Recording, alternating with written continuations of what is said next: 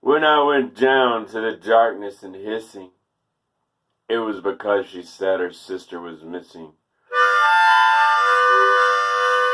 She had been hanging out with some who were suspicious. I didn't like the crowd that surrounded her. I'm judging the story, trying to find if it's fictitious.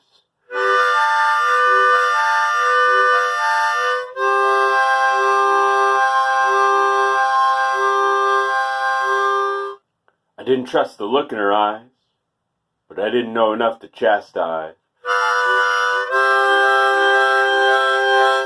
So I artificially bumped up the price to see if she was completely serious. No one pulling a scam would make such a sacrifice. She must have seen me lick my lips when she pulled out the bills from their clips.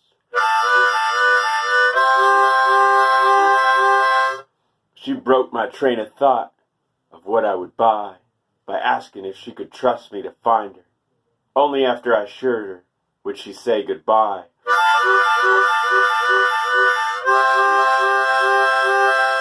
When I went down to the darkness in the street, I didn't see any men out in the heat.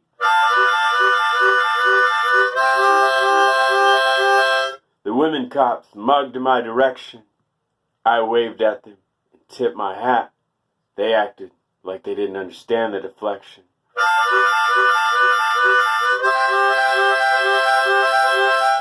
A burnout was spinning a glass bottle while the drivers fought to hit the throttle.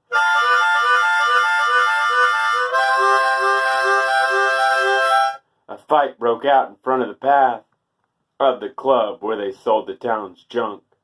The broken people outside showed the aftermath.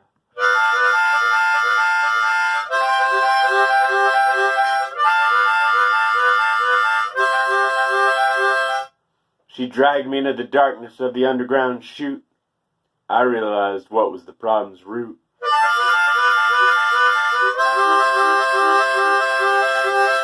When I confronted the producer, she said, "It's not our problem if people move here, only not to make it anywhere but somebody's bed."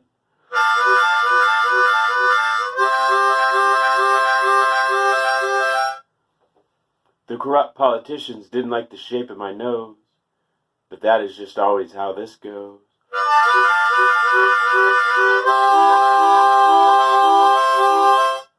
I got a few that said cease and desist. That's how you know you got 'em in a corner. That's when the women cops brought down the fist.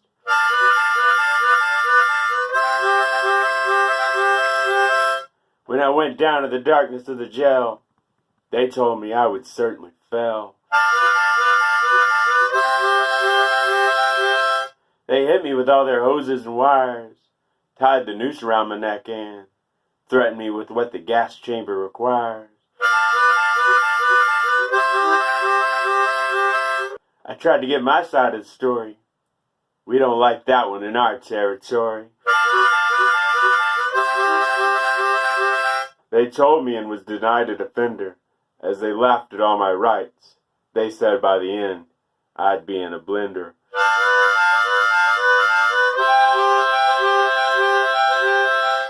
I went to the cinema when I was left out. I was rubbing all the bruises starting to sprout.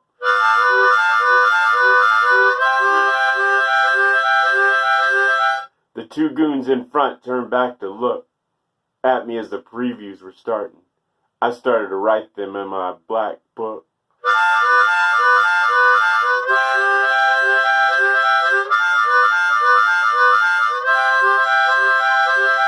But they both got up and pointed their hands as if the guns were giving me scans.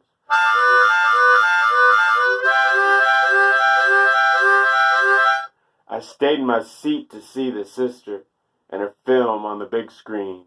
The audio came in on a transistor.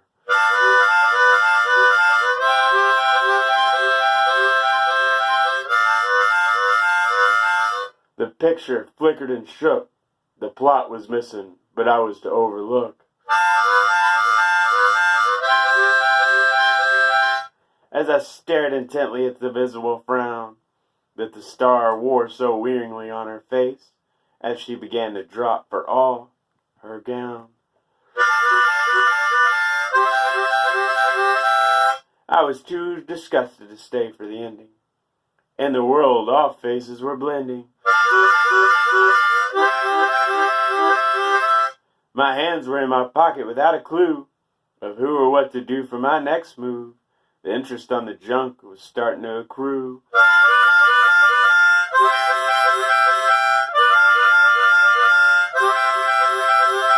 I saw a girl huddled up in a coat, and I realized I'd seen her promote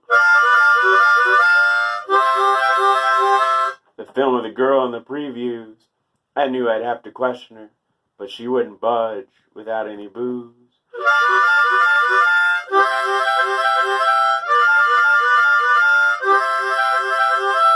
So I was getting the side eye at the liquor store. I started to look around for the back door. The clerk called me by my name, and I stopped at the bag in my hand. She asked me what exactly was my aim.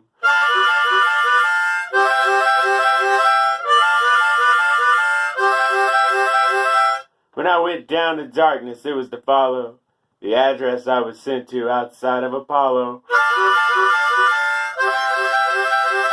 On the piece of paper I double-checked. This hotel was too nice for the project, which it was looking more and more ragged.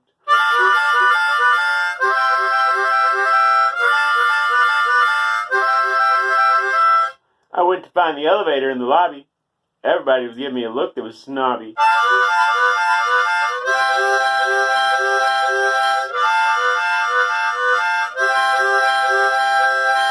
The undercover guard put the gun to my side, asking what I did to belong in this place. I was beginning to feel the changing of the tide.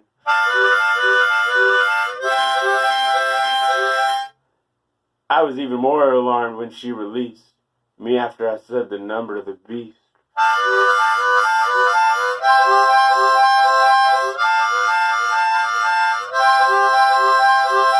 Which was the number I wrote up to enter. The door was unlocked, so I stepped inside and walked unperturbed to the center.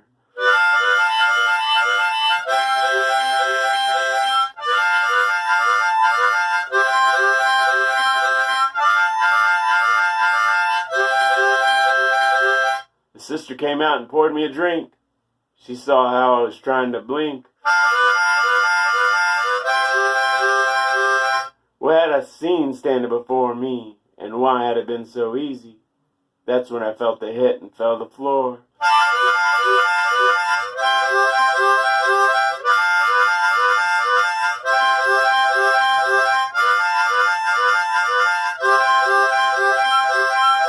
When I went down to darkness after waking up in the hotel and seeing the crafter,